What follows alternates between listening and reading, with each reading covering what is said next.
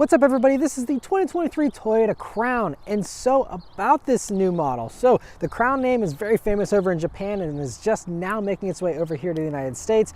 And so this replaces the Avalon in the lineup and slots above the Camry. And so compared to the Avalon, it's 0.2 of an inch longer, but it's basically the same length, but it's a lot higher.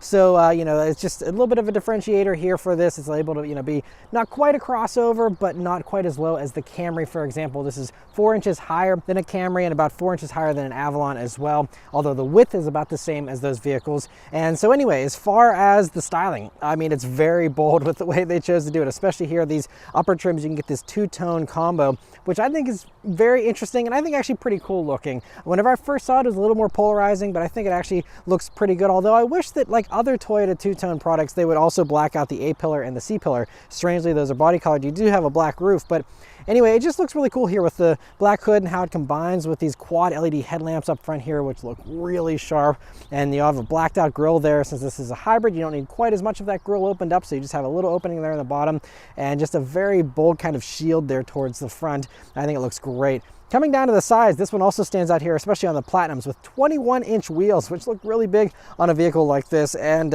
they're just really nice looking with the design of the wheel as well. And I also really like the side profile now. You have a little bit of the cladding kind of thing they're putting on the lower part of the door there, just to amp it up a little more, make it feel a little bit like a crossover. But I do really like, for example, the C-pillar there and how you have a nice large piece of glass still.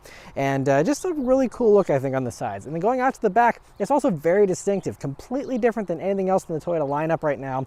And I think it actually is a really cool look with the slender little LED strip there, and that's basically it. But again, a lot more of the two-tone thing there, which really stands out, gives it a very bold appearance in the back, I think. And I really like all the little details right under the taillights and all that as well. And so overall, I think from every angle, it really does its job of standing out, being distinctive, and just really making a statement, I think, as well. The interior of the Crown is very nice, especially here in the Platinum version, but all versions of the Crown honestly get a really nice interior. You have a 12.3-inch digital gauge cluster as standard. You get a 12.3-inch touchscreen here for the infotainment as standard. So even if you go for a base XLE trim, which is, starting pretty high up in Toyota's traditional hierarchy, but starting with the XLE as the base one, I mean, it means you have really great standard equipment and very, very impressive. As far as the design of this interior, I think it's pretty interesting here. I have this curve here for the passenger side. Gives a little bit more of a driver-centric kind of setup, a little different than most other Toyotas. And so anyway, the first thing sitting down in these seats, you have these perforated leather seats here in the Platinum, and you also get these same kind of seats in the Limited. I mean, they're really great seats. They're nice and soft and comfortable, have all the usual adjustments. Decent amount of bolstering, not too sporty though. They're very wide with the bolsters, so set up more for comfort than sportiness. But for this buyer, I think that's the way to go. And they are also heated and cooled here in the Limited and the Platinum versions as well. And so really great seats. The steering wheel here in the Crown is also really nice. Has a really great 9-3 grip, nice little 10-2 notches, not too many buttons here on the wheel, and you even have paddle shifters here as well on the Hybrid Max version. And it's a heated steering wheel as well, which is great. That's something you get also on the Limited and on the Platinum here. And like I said, these gauges are a 12.3-inch display and are really nice. There is so much customization in these gauges, and so it's really great how you can, custom tailor what you have on the left-hand side, what you have on the right-hand side, what you have in the middle there. Now, one thing you will notice in the middle there is on this vehicle, there's a blank there where you should have a map view, and it's a really cool view. The Grand Highlander I just tested also has that same thing, but in here, for some reason, it showed up for the first day and then disappeared and hasn't returned since, even though the regular navigation's working fine. For some reason, it's not working in the gauge cluster anymore. Not sure why, but just one little fluke of this vehicle. But otherwise, going through all that stuff, you can change also the theme for the gauges. You can change whether you want to have multiple dials or just one, or no dials at all and have just a numerical speed readout, and that's it. You can have it as simple or as complicated as you want, honestly. And so it's really great. You even have the theme, so you can have different looks for those gauges. And it's just so much customization and just really well done with all the options they give you there. And that's the other thing I will say is that whenever you have it in any of the modes you have it in, you still have a bunch of little indicators there for all your safety stuff. So it is always having, your cruise control stuff up there, even if you don't plan to use cruise control. It still has all those little icons there. And so it's a little much in that one corner, but aside from that, I think it's a really nice gauge cluster.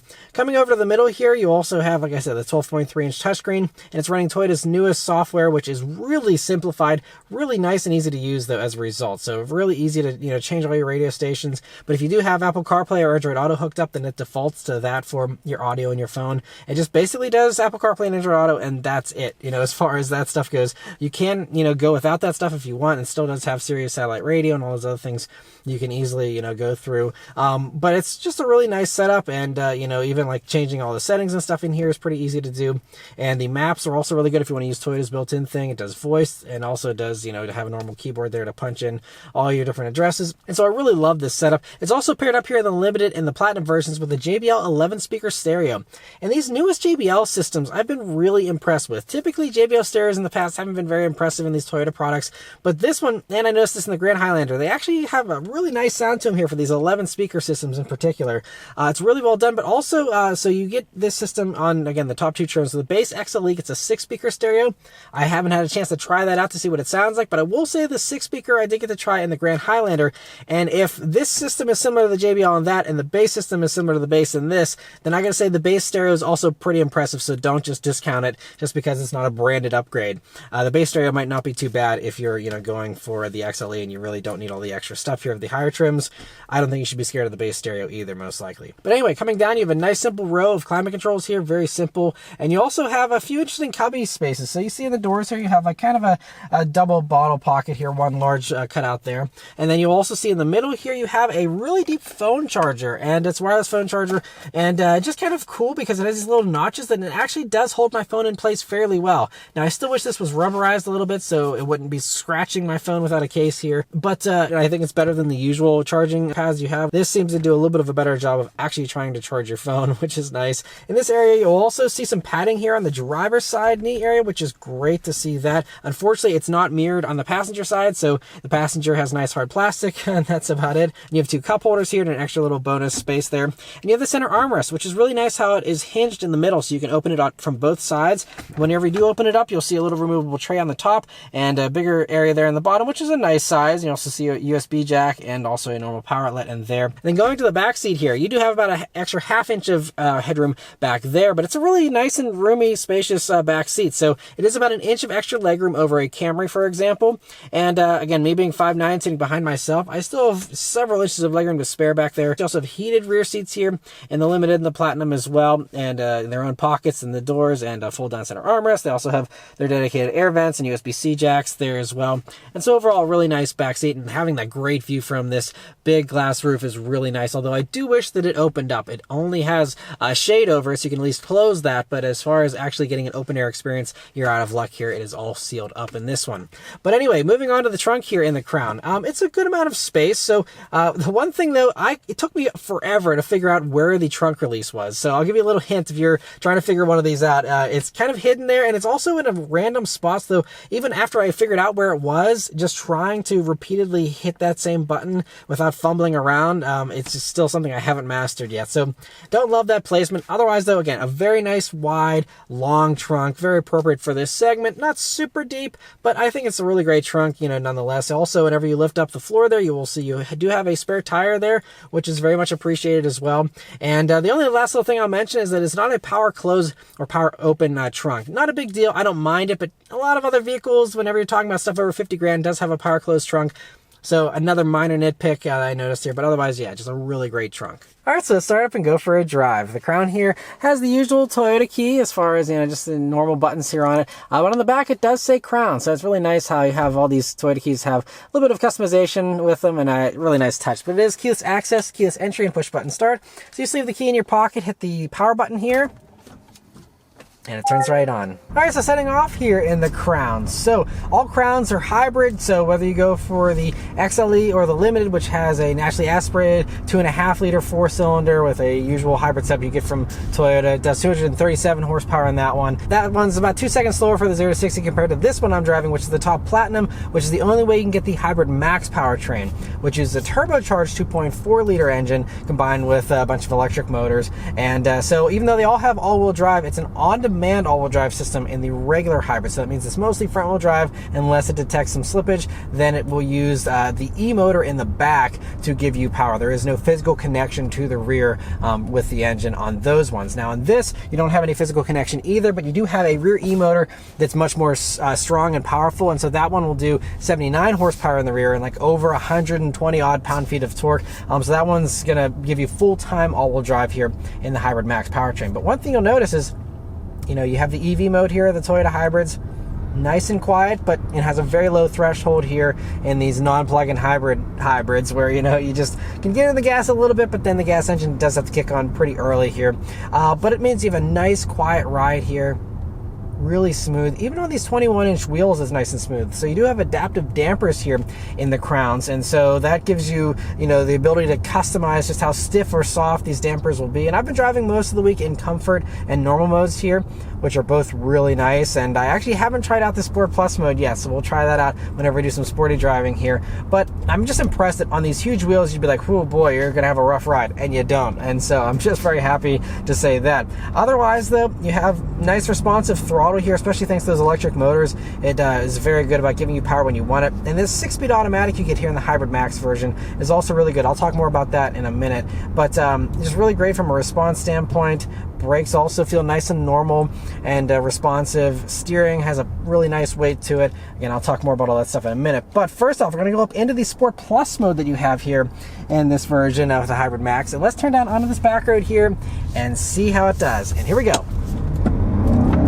All right, took it a second, and then I felt everything kick in, give me the full thrust there, and it's a good amount of power. So the specs are 340 horsepower, 400 pound-feet of torque from this 2.4 liter 4-cylinder turbocharged engine, and then the 3 electric motors as well. So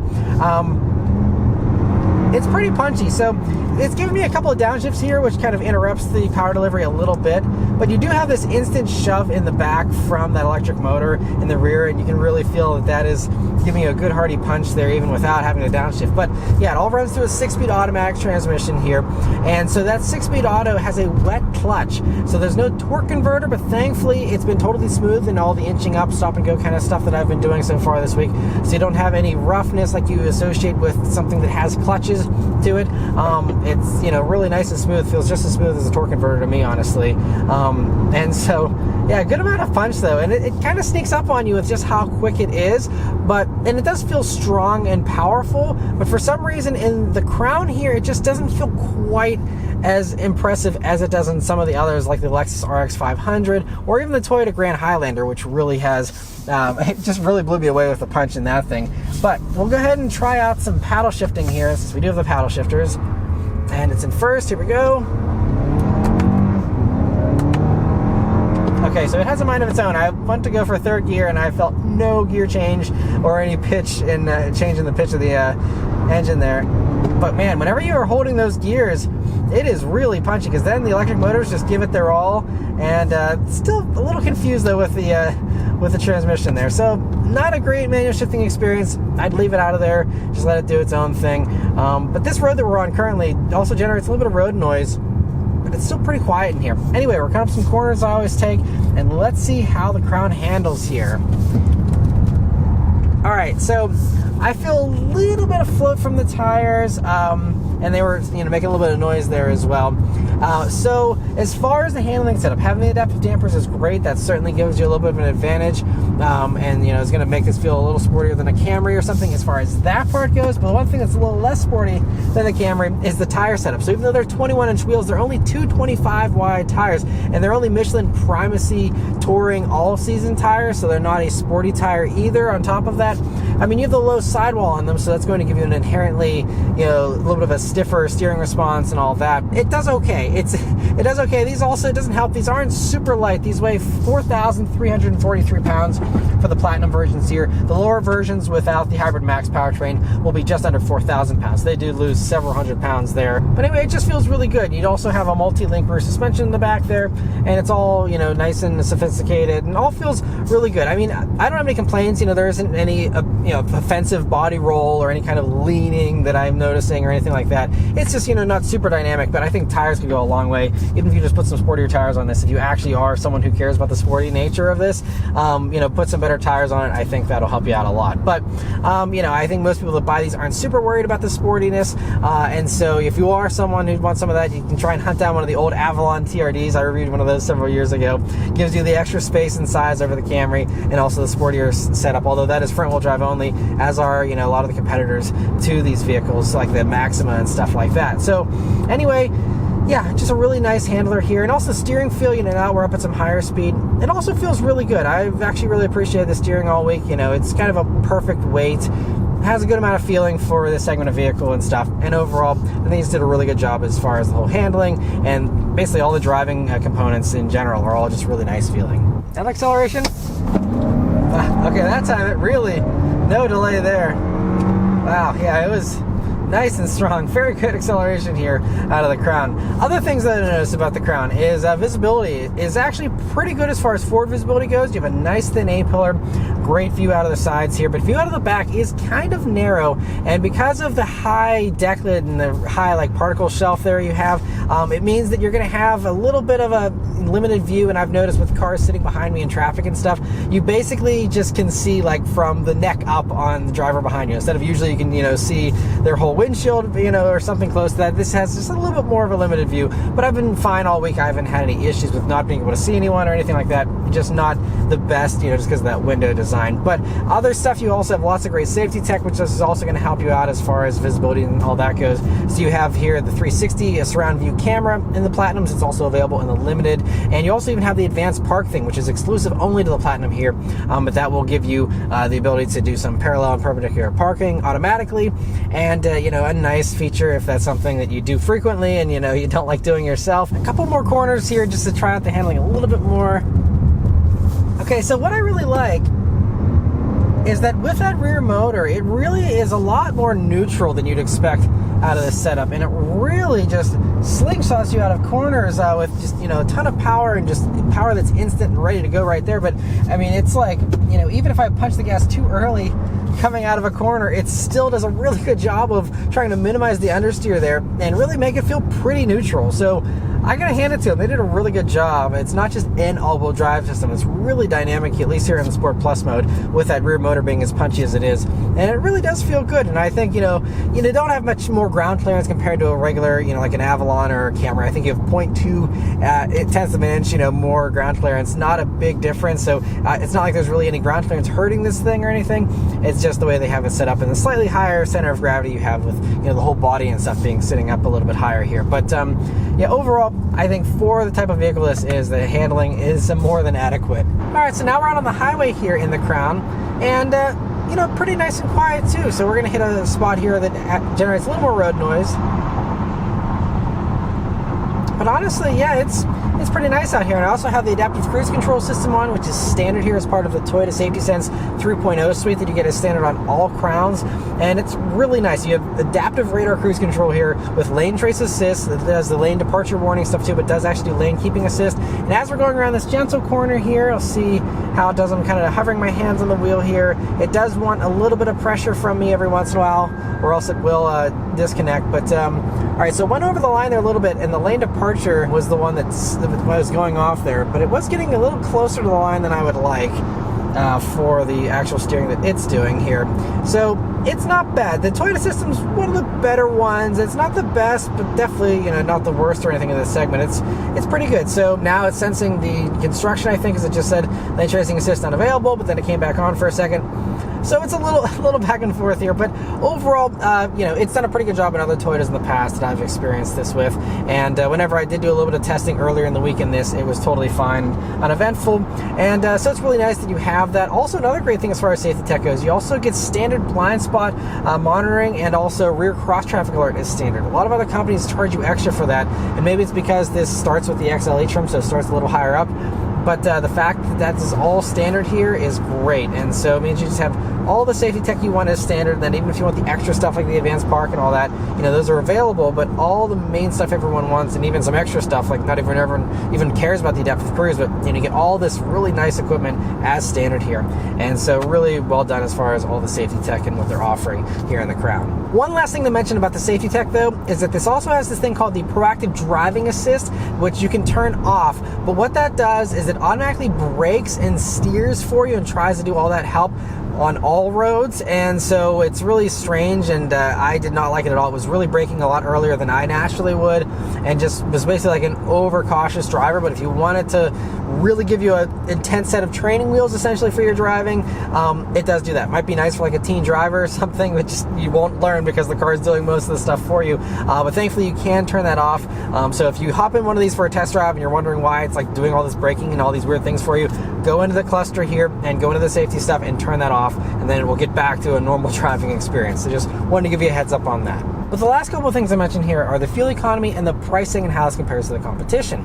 So as far as fuel economy goes, these are rated at 29 mpg in the city, 32 on the highway, and 30 combined for the hybrid max versions here. If you want the better fuel economy, you got to go to the Limited or the XLE versions. Those ones with that slower, 2.5 liter hybrid system, those will do 41 mpg combined. And so that is head and shoulders, 11 mpg better than the combined rating of this. So that's the way to go if you care about fuel economy. Now, obviously, if you're going for the hybrid max, you probably just want to have the most power possible. And so still, I mean, to have this much power and be getting, this kind of fuel economy is really impressive. Now, in my driving here, which was mostly suburban around town driving, which should be pretty good for a hybrid where it can turn off the engine a lot and stuff, I'm still only averaging 25 mpg though, which is actually kind of a disappointment. I mean, typically I'll get 1 to 2 mpg less than the city rating in most of the vehicles that I test, but with Toyota's hybrid systems, I usually do like the combined figure or close to it, thanks to, the heavier bias I have towards city driving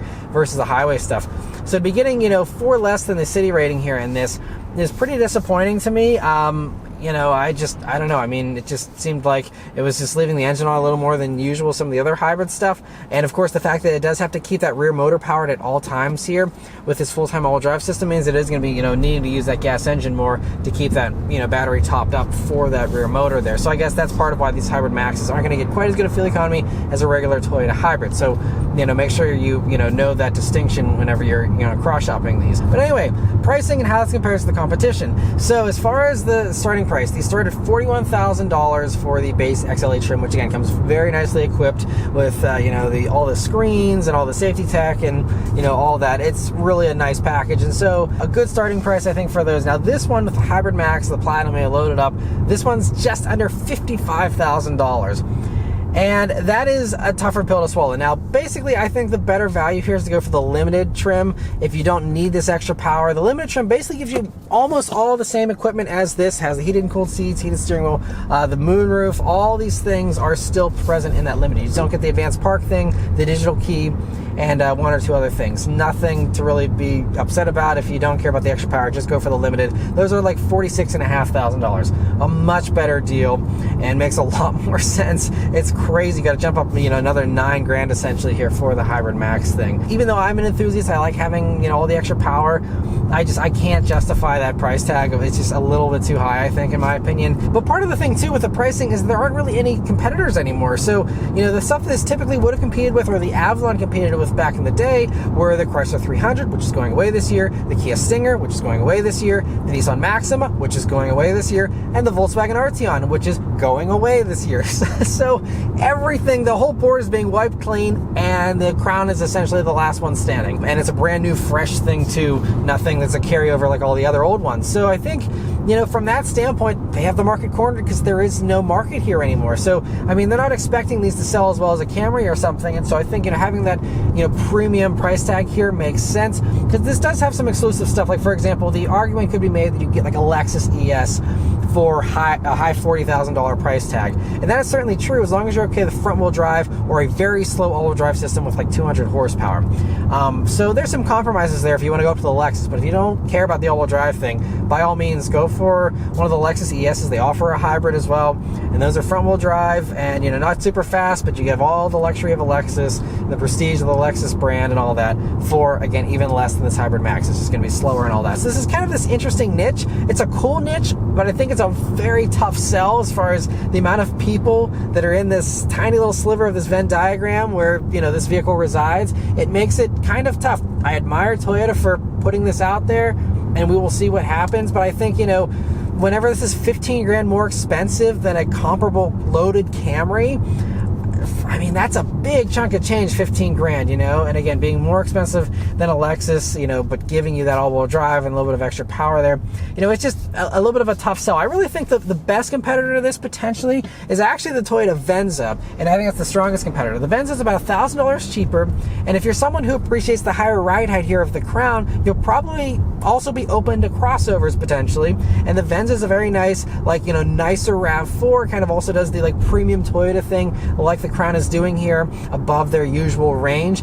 And you know, I think the Venza also has, you know, the same 12-inch screen, same digital gauges, very futuristic interior as well, has a very cool glass roof. That one actually tints with a very cool technology, and yeah, there's some real nice things about the Venza. That's even a little bit of a higher ride height than this is and stuff. So I honestly think that that is probably the one that's really the toughest one to cross shop this with, is the Venza. And I think personally most people would probably be better off still going for the Venza, again, as long as you don't need the Hybrid Max thing, because the Venza is again $1,000 cheaper than that limited version of the Crown here. So but if you are someone who, you know, wants a sedan but you still want the high ride height and you like the extra power and all that, I can certainly see this will make sense for a tiny percentage of buyers, and the Limited and the XLE will certainly make a lot of sense for people who want something nicer and a little more distinctive than a Camry, and they have the, you know, extra money to go up and you go for one of these. By all means, this is a great choice. Really nice that they offer this here, but you know, I just think it's going to be a tough sell here for the Crowns. That's why they're only expecting to sell, you know, roughly 30,000 of these a year or so. You know, they're not going to do huge volumes, but it's cool that they're offering it, and they have the capability to offer these extra models that fill all these little niches. It's you know, nice to see, and you know, it's a great extra option here in the Toyota showroom for, you know, anyone who's interested in a very fuel efficient, attractive, powerful sedan in an age where sedans are, like I said, quickly evaporating. It's great to see that this thing exists, and you know, that it's even offered here. So anyway, that's all of my thoughts here on the Crown. Let me know your thoughts on it in the comments below. Huge thanks to Toyota for providing me here with the Crown to review for you guys today. And yeah, thank you all very much for watching. I'll see you on the next one. Take care.